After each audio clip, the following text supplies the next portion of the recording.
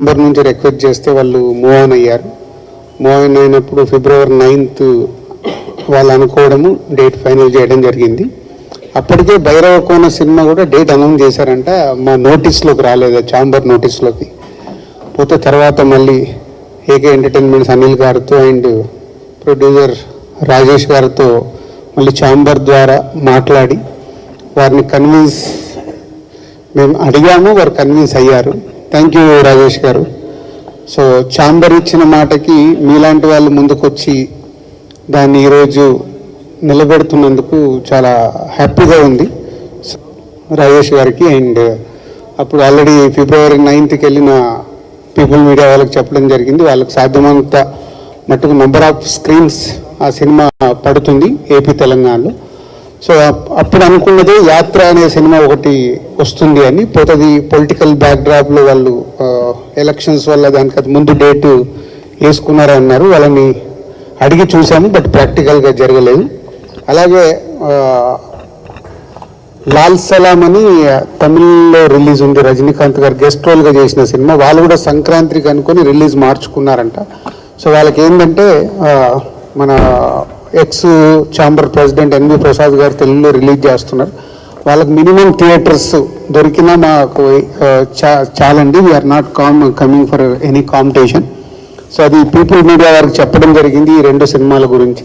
So వాళ్ళు accept చేసి పర్వాలేదండి, ఇస్ ఎ బిగ్ ఫిలిం మాది కదా, సో మాతో పాటు ఇంకో 2 సినిమాలు వస్తున్నప్పుడు యాత్ర ఇన్ లాల్ సలాంకు వాళ్ళు పాజిటివ్గా స్పందించినందుకు మళ్ళీ పీపుల్ మీడియాకు కూడా థ్యాంక్ యూ వెరీ మచ్. ఎందుకంటే సిచ్యువేషన్ని అర్థం చేసుకొని ముందుకెళ్ళాలి, ముందుకెళ్తున్నప్పుడు ఒకరికి ఒకరు సహకారం చేసుకోవాలనే దాంట్లో పీపుల్ మీడియా ముందుకు వచ్చింది. సో సంక్రాంతికి కానీ ఇప్పుడు కానీ 2 సార్లు వాళ్ళు ఛాంబర్ని రెస్పెక్ట్ చేశారు. సో ఇప్పుడు ప్రస్తుతానికి స్టార్ట్ అవుట్ అయిపోయింది. సో February 9th ఈగల్కి మేజర్ స్టేజ్లో రిలీజ్ అవుతుంది. అండ్ పాయింట్ 2, నిన్న Telugu film chamber of commerce ద్వారా and Telangana film chamber and council and guild నుంచి కూడా కొంతమంది ప్రొడ్యూసర్స్ నేను సీఎం గారిని కలవడం జరిగింది. ఆ న్యూస్ మీ అందరికి తెలిసిందే. సో దాంట్లో సినిమా ఇండస్ట్రీకి సంబంధించిన అన్ని విషయాల్ని దాదాపు 1 hour 15 minutes సీఎం గారు పాయింట్ టు పాయింట్ అందరితో డిస్కస్ చేసి, మేము వెళ్ళిన అందరితో అన్ని సమస్యలు ఎలా ఉంటే బాగుంటుంది, సమస్యలే కాదు ఈ సమస్యలకు పరిష్కారాలు కూడా మీరే తీసుకొని రండి అని మళ్ళీ మాకే అప్పచెప్పడం చాలా హ్యాపీ అనిపించింది. అంటే ఓకే, ఇది ప్రాబ్లం ఉంది, ప్రాబ్లం సార్ట్అవుట్ చేయడానికి సొల్యూషన్తో రండి, దానికి 100% గవర్నమెంట్ నుంచి మేము సపోర్ట్ చేస్తామన్నారు. సో దాని మీద మేము వర్కౌట్ చేస్తున్నాము. ఏమేమి ఉన్నాయి, ఆల్ 24 క్రాఫ్ట్స్లో ప్రొడ్యూసర్స్ కానీ ఎంప్లాయీస్ కానీ ఎగ్జిబిటర్స్ కానీ ఏం ప్రాబ్లమ్స్ ఉన్నాయనేది అవన్నీ వర్కౌట్ చేస్తున్నాం. మోస్ట్లీ మాకు ఎల్లుండి ఈసీ మీటింగ్ ఉంది. ఈసీ మీటింగ్లో చర్చించుకొని గవర్నమెంట్కి ఏమేమి కావాలి అనేది అప్లికేషన్ రెడీ చేసి మళ్ళీ తొందరలోనే కలిసి గవర్నమెంట్ ద్వారా జర్నీ చాలా పాజిటివ్ జర్నీ కనిపించింది. So very happy. Thank you CM Revanth Reddy గారు. మాకు నేను అవకాశం లేదు మీకు థ్యాంక్ యూ చెప్పడానికి. ఈరోజు ఛాంబర్ ద్వారా మా హోల్ ఇండస్ట్రీ మీకు థ్యాంక్ యూ చెప్తుంది. సో మీరు చెప్పినట్టుగానే అవన్నీ డీటెయిల్స్ తీసుకొని తొందరలోనే మళ్ళీ వచ్చి కలిసి ఇండస్ట్రీకి ఛాంబర్ ద్వారా గవర్నమెంట్కి ప్రాపర్ బ్రిడ్జ్ని ఫామ్ చేసి చాలా పాజిటివ్గా జరిగేలాగా ప్రయత్నం చేస్తాం. అండ్ మాకు day after tomorrow EC meeting ఉంది. ఆ ఈసీ మీటింగ్లో చాలా విషయాల్ని డిస్కస్ చేసి ఇండస్ట్రీలో మొన్న చూసారు మీరు సంక్రాంతికి కొన్ని రకరకాలుగా డీవియేట్ అవుతున్నాయి, అలాంటి డీవియేషన్ లేకుండా కూడా ఏం చేయాలనేది ఈసీ మీటింగ్లో నిర్ణయం తీసుకొని ఫ్యూచర్ మంత్స్కి, ఫ్యూచర్ ఇయర్స్కి, ఫ్యూచర్ జనరేషన్స్కి మంచి బ్రిడ్జ్ చేస్తాం. Thank you. వాళ్ళు ఈజీగానే కన్విన్స్ అయ్యారు. అంటే 9th ఇలా 4 సినిమాలను ఛాంబర్ నుంచి మనం ఇచ్చాం కదా అని వాళ్ళు 16th సో నేనే చెప్పాను 16th ఫ్రీ ఉంది. సో రాజేష్ గారికి అనిల్ గారికి చెప్తే మేము మాట్లాడగానే వాళ్ళు యాక్సెప్ట్ చేసి వాళ్ళు 16th వస్తున్నారు. 1 week 9th అంటే 1 week లేటర్గా వాళ్ళు వస్తున్నారు. సో ఆల్రెడీ వాళ్ళ పాట బిగ్ హిట్ అయింది. సో ఆ సినిమా కూడా హిట్ కావాలని అందరం కోరుకుంటున్నాము. సో సోలో ఆల్మోస్ట్ వాళ్ళకి సోలో రిలీజ్ లాగే ఉంది. ఏదైనా వస్తే ఇంకా వేరే సినిమాలు ఏమన్నా స్మాల్ ఫిలిమ్స్ వస్తాయేమో, బట్ మోస్ట్లీ సోలోగా కనిపిస్తుంది.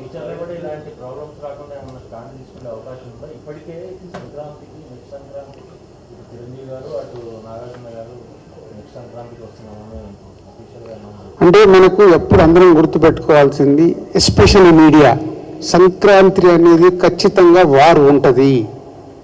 ఎందుకంటే ప్రతి ఒక్కరికి ఆ ఫెస్టివల్కి అందరు సినిమాలు రిలీజ్ చేసుకోవాలనుకుంటారు. కొందరు ఇప్పుడు మన ఈగలకు వాళ్ళు అర్థం చేసుకున్నట్టు కొందరు వెళ్తారు, కొందరు వెళ్ళరు. సో వెళ్ళినప్పుడు ఏంటి, దాంట్లో కూడా ఒక చాలామంది అర్థం చేసుకోవాల్సిన, సంక్రాంతికి వచ్చినప్పుడు ఒక కాంపిటీషన్ ఉంటుంది. కాంపిటీషన్ ఉండడం వల్ల మీరు మీడియా వాళ్ళు ఒక్క సినిమాని 10 సార్లు చెప్తూనే ఉంటారు. ఇది నిజాలు. ఇదే ఫిలిం, ఈ సినిమా ద్వారా సినిమాలు వస్తున్నాయంటే 10 సార్లు సినిమా గురించి చెప్తే వాళ్ళకు మైలేజ్ వస్తుంది. సో కాంపిటీషన్ ఉన్నప్పుడే ఆ సినిమాలకు ఉన్నప్పుడు సాధ్యమైనంత మట్టుకు అందరూ అర్థం చేసుకుంటారు, ప్రొడ్యూసర్స్ అర్థం చేసుకొని సెటిల్ డౌన్ అవుతుంది. బట్ సంక్రాంతికి ఎవ్రీ ఇయర్ రావాల్సింది, పోతే నెక్స్ట్ ఇయర్ నుంచి సంక్రాంతికి మీకు దిల్రాజు దొరకడు. ఎందుకంటే దానికి రాకుండా చేసుకోవడానికి 31st టీసీ మీటింగ్లో స్ట్రాంగ్ స్టెప్స్ తీసుకొని ఇండస్ట్రీకి ఉపయోగపడేలాగా చేస్తాం.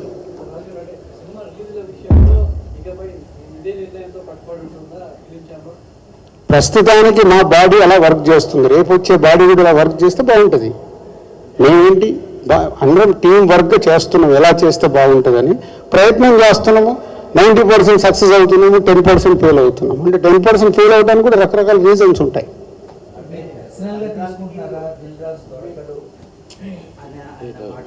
నేను దొరకడు, నేను నెక్స్ట్ దానికి నేను టైంకు ప్రెసిడెంట్గా ఉండను కాబట్టి, ప్రెసిడెంట్గా ఉన్నాను కాబట్టి అన్నింటినీ బ్యాలెన్స్ చేసుకొని ముందుకు వెళ్ళాల్సిన అవసరం. నాది 1 ఇయర్ టర్మ్, ఆల్మోస్ట్ 6 నెలలు అయిపోయింది, ఇంకొక 6 నెలలు దానికోసం అన్నా. మరి దీన్ని హెడ్లైన్స్ నెక్స్ట్ టర్మ్కి నేను ప్రెసిడెంట్గా ఉండనండి. 1 ఇయర్ కంప్లీట్ అయిపోతుంది.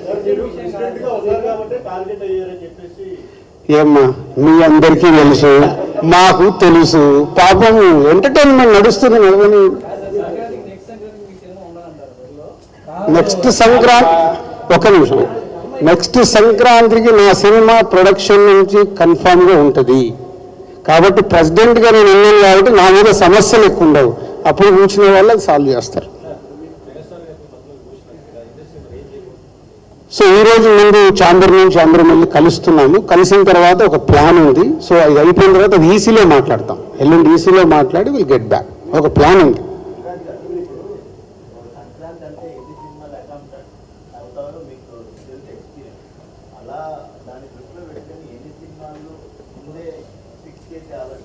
అదేనండి, ఇందాక నేను చెప్పిన దాంట్లో అదే, next months, next years, next future జనరేషన్స్కి ఒక ప్లాన్ చేయడానికి ఒకటి వర్కౌట్ చేస్తున్నాము. సాధ్యమైనంత మట్టుకు సమస్యల్ని తగ్గియాలి. ఏం చేయగలుగుతాం మేము, ఇక్కడ ఛాంబర్ అనేది ఉంది, అందుకు సమస్యల్ని తగ్గించి ముందుకు వెళ్ళాలి. సో దానికోసము అదేమో అంటారు కదా, చెట్లున్న దానికి రాళ్ళు, పండున్న చెట్టుకి రాళ్ళు తాగుతాయి, మా మీదకి వస్తాయి, భరిస్తాము, చేసుకుంటూ వెళ్తాం. మేము ఇక్కడ సీట్లో ఉన్నంత మటుకు ఎంత బెస్ట్ చేయగలగాలి ఇండస్ట్రీకి అనేది చేస్తాం. Okay, thank you.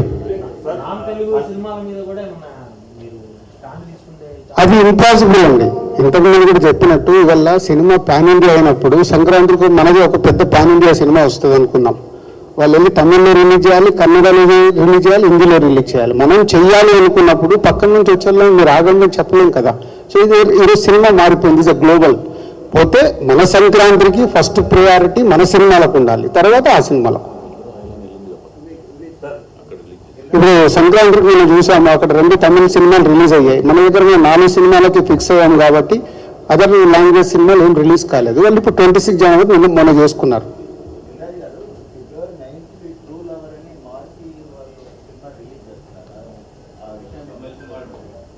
అదేనండి, వస్తూనే ఉంటాయి. ఇప్పుడు పీపుల్ మీడియా వాళ్ళు మాకు సార్ ఈ సినిమా వస్తుంది, కొంచెం మీరు ఛాంబర్కి వెళ్ళి చూడండి అంటే మేము ముందడుగు వేస్తాం. అట్లా వస్తూనే ఉన్న సినిమాలన్నింటినీ ఏ సినిమా రాకుండా ఆపాలి అని అంటే మాకు కష్టం అవుద్ది. బట్ పీపుల్ మీడియాకి వెళ్ళి డెఫినెట్గా ఇది వస్తే దాన్ని 100% చేద్దామని రాజేష్ గారితో, అనిల్ గారితో మాట్లాడి ఒక సినిమా తగ్గితే మెజారిటీ థియేటర్లు వీధులకు పడాలి. ఎందుకంటే సంక్రాంతికి మాకు ఛాంబర్కి సపోర్ట్ చేశారు కాబట్టి దాని పాయింట్ ఆఫ్ వ్యూని చేస్తాం.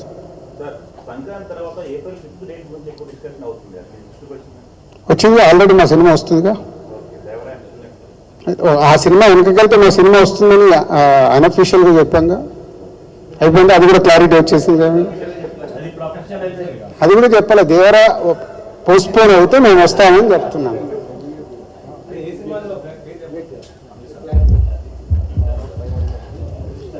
అందరికీ నమస్కారం అండి. మొన్న సంక్రాంతి అప్పుడు మొత్తం 3 అసోసియేషన్స్ కలిసి, అంటే ఛాంబరు, తెలంగాణ ఛాంబరు, అలాగే కౌన్సిల్ అందరూ కలిసి ఒక నిర్ణయం తీసుకుని, అంటే ఆ మీటింగ్లో బేసిక్గా అందరూ కూర్చుని చెప్పారు. కానీ దిల్ రాజు గారి మీదకి టార్గెట్ ఎక్కువ, ఆయన వెనక్కి వెళ్ళమన్నారని ఇదని అదని జరిగింది. కానీ ఆ రోజు మీటింగ్లో అందరికీ చెప్పారు, మాకు చెప్పారు, మిగతా సినిమాల వాళ్ళకి చెప్పారు. సో అలాగే ఇప్పుడు మళ్ళీ ఈ కంజెషన్ వచ్చినప్పుడు, 9th కోసం కంజెషన్ వచ్చినప్పుడు కూడా దిల్ రాజు గారు ఇనిషియేటివ్ తీసుకున్నారు. అలాగే ప్రసన్న కుమార్ గారు కూర్చున్నారు, దాము గారు కూర్చున్నారు. అందరూ కూర్చుని మన అనిల్ గారు వాళ్ళతో, యాక్చువల్గా ఫస్ట్ స్కిప్ అయ్యారండి అనిల్ గారితో మాట్లాడడం, అనిల్ గారితో, రాజేష్ గారితో. సో వాళ్ళు కూడా అర్థం చేసుకుని ఇమీడియట్గా వెళ్ళడానికి ఒప్పుకున్నారు. సో ఇది మొత్తం సమిష్టిగా తీసుకున్న నిర్ణయాలు, అందరూ ఒక ఫ్రెండ్లీగా కూర్చుని తీసుకుంటున్న నిర్ణయాలు. ఒకళ్ళ మీద టార్గెట్ చేయడం అన్నది కూడా కరెక్ట్ కాదు. ఈ సందర్భంగా దిల్ రాజు గారికి, అనుపమ్ రెడ్డి గారికి, చౌదరి గారికి, దాము గారికి, అలాగే ప్రసన్న కుమార్ గారికి, సునీల్ గారికి అందరికీ థ్యాంక్స్ చెప్తున్నాను. అలాగే రాజేష్ గారికి thank you very much.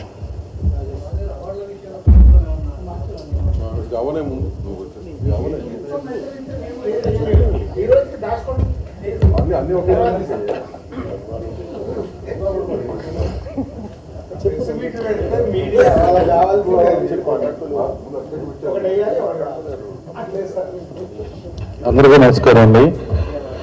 Chamber నిర్ణయానికి కట్టుబడి ఏగల్ సోలో డేట్ ప్రామిస్ చేశారు కాబట్టి బైరోకోన్ మేము 1 వీక్ వెనక్కి వెళ్తున్నాం. ఫిబ్రవరి 16 రిలీజ్ చేస్తున్నాం. దీనికి సపోర్ట్ చేసిన రాజు గారికి, దాము గారికి, ప్రసన్న గారికి, మా ఛాంబర్ తరఫున అందరికీ థ్యాంక్ యూ అండి.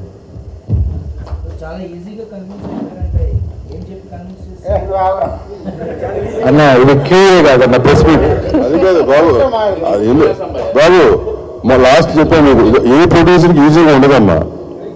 లాస్ట్ టైం ఈజీ చెప్పి, it's not easy decision for any producer. కాకపోతే ఏంటి కోఆపరేట్ చేశారు వాళ్ళు. లాస్ట్ టైం ఒకరు కోఆపరేట్ చేశారు, వాళ్ళు కోఆపరేట్ చేయడానికి వీళ్ళు ముందుకు వచ్చారు.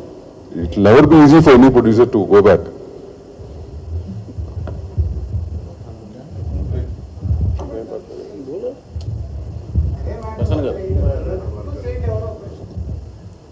ఎప్పుడు గత 5-6 సంవత్సరాల నుంచి కానీ ఎప్పుడూ చెయ్యని ఒక కొత్త విధానం. అంటే ప్రొడ్యూసర్స్ని సంక్రాంతికి రిలీజ్ చేసే ప్రొడ్యూసర్స్ని అందరినీ పిలిచి కొంచెం కోఆపరేట్ చేయమని చెప్పి అందరినీ అడిగిన దాని నుంచి ఆ రోజున పీపుల్స్ మీడియా వివేక్ గారు, విశ్వప్రసాద్ గారు, అలాగే హీరో రవితేజ గారు అందరూ కోఆపరేట్ చేసి ఆ కోఆపరేషన్ నుంచి ఫిబ్రవరి 9th డేట్ చేశారు. అదంతా అందరికీ తెలిసిన విషయమే.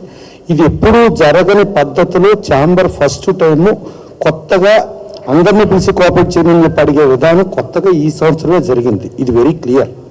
ప్లస్ ఇదేదో ఎవరిని కార్నర్ చేసే విధానం కానీ ఇంకోటి కాదు, ఉండే అనవసరంగా కార్నర్ చేస్తున్నాం కానీ జరిగింది. అది అయిపోయిన తర్వాత సరే ఫిబ్రవరి 9th ఏదో వాళ్ళకి ప్రామిస్ చేశారు, అదేం చేస్తారు అనేది కూడా మళ్ళీ మీడియాలో వచ్చింది.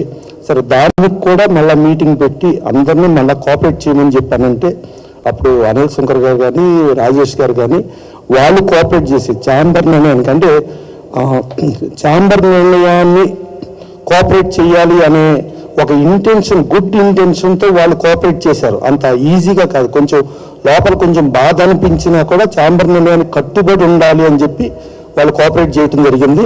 అలాగే ఇంకోటి నవరత్నాలు అని చెప్పి అదొక సినిమా కూడా ప్లాన్ చేశారు 9వ తారీఖు. వాళ్ళకు కూడా చెప్పాం, వాళ్ళు కూడా కోఆపరేట్ చేశారు. సో ఇట్లా ఛాంబర్ పరంగా అందరూ ఎవరికి ఇబ్బంది లేకుండా ఉండడానికి ఛాంబర్లు, కౌన్సిళ్ళు అన్నీ కూడా ఒకటిగా సమిష్టిగా పనిచేస్తున్నాయి. నిన్న కూడా సీఎం గారి దగ్గరికి వెళ్ళినప్పుడు కూడా 3 ఆర్గనైజేషన్స్ కలిపి వెళ్ళి ఇండస్ట్రీ అంటే ఇక్కడ supreme body Telugu film chamber of commerce అని చెప్పి క్లియర్గా చెప్తే సీఎం గారు కూడా దాదాపు 1:15 నిమిషాలు అన్ని ప్రాబ్లమ్స్ విని ప్రతి ఈచ్ ప్రాబ్లంకి కన్సర్న్ అఫీషియల్ కూడా అప్పటికప్పుడు ఫోన్ చేసి అప్పటికప్పుడు ఇన్స్ట్రక్షన్ ఇచ్చి, అలాగే పైరసీ మ్యాటర్స్ కూడా సంబంధించి వాళ్ళ రాజుగారిని వెళ్ళి పన్న చోటకి కలవమని చెప్పి వాళ్ళకు కూడా ఫోన్ చేసి, అంటే ఇంత అద్భుతంగా ఒక అడ్మినిస్ట్రేషన్లో సినిమా ఇండస్ట్రీకి ఎంత కోఆపరేట్ చేసే గవర్నమెంట్గా, కోఆపరేట్ చేసే సీఎంగా రేవంత్ రెడ్డి గారిని చూస్తాం మాత్రం చాలా గొప్ప సినిమా ఇండస్ట్రీకి ఒక వరం, ఒక అదృష్టంగా ఫీల్ అవుతున్నాను నిన్న జరిగిన మీటింగ్ ప్రకారం. సో ఎవరైనా సరే మీరు కోఆపరేట్ చేసుకుంటూ ఒకరికొకళ్ళు ప్రయత్నం చేసుకునే దాంట్లో ఒకరికి చేశారు లేకపోతే ఇంకోళ్ళు చేయలేదు అనేది లేకుండా ఇవాళ అందరం చేస్తున్నాం. అలాగే మా సునీల్ గారు ఏషియన్ మల్టీప్లెక్స్ ఆర్సీపురంలో చేస్తే టోటల్గా హనుమాన్ టీం మొత్తం మెయిన్ చీఫ్ గెస్ట్లుగా వాళ్ళతోనే ఓపెన్ చేపించి వాళ్ళతోనే మా సునీల్ గారి దగ్గరుండి జై హనుమాన్ అని చెప్పి హనుమాన్ని ముందుకు తీసుకెళ్లడంలో సునీల్ గారి తోడ్పాటును కూడా మర్చిపోవాల్సినది అవసరం లేదు. అలాగే రాజు గారు కానీ వాళ్ళ ఇండస్ట్రీలో ఒక సినిమా సూపర్ హిట్ అయింది అంటే ఇండస్ట్రీ మొత్తం ఆహ్వానిస్తుంది, అందరం చాలా హ్యాపీ ఫీల్ అవుతాం. ఈ సినిమా ఇండస్ట్రీలో అన్ని సినిమాలు ఆడాలని కోరుకుంటాం.